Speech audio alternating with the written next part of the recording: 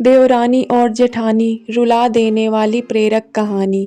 एक समय की बात है, किसी एक परिवार में एक देवरानी और जेठानी के बीच बहुत प्यार था। वो हमेशा एक दूसरे का साथ देती, एक दूसरे को मदद करती। लेकिन एक दिन देवरानी और जेठानी के बीच किसी बात को लेकर बड़ा झगड़ा हो गया और झगड़े की वजह से बात इतनी बढ़ गई कि दोनों ने एक दूसरे को बात न करने की और मुंह तक न देखने की कसम खा ली और दोनों ही अपने अपने कमरे में चली गईं और कमरे के अंदर से दरवाज़ा बंद कर दिया। लेकिन थोड़ी देर बाद जेठानी के कमरे के दरवाजे पर खट खट आवाज़ हुई।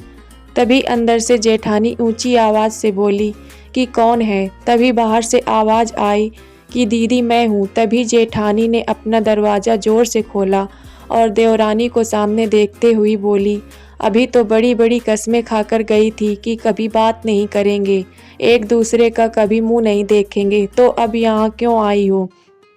तभी देवरानी ने कहा कि दीदी मैं कसम खाकर तो गई थी कि हम बात नहीं करेंगे, एक दूसरे का मुंह नहीं देखेंगे।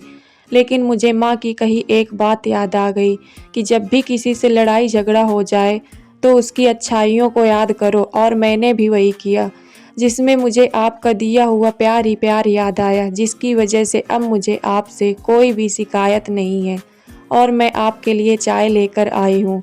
तभी जेठानी की आंखों में आंसू आ गए और दोनों एक दूसरे के गले लग गए और बाद में दोनों ने एक साथ बैठकर चाय पीने लगी।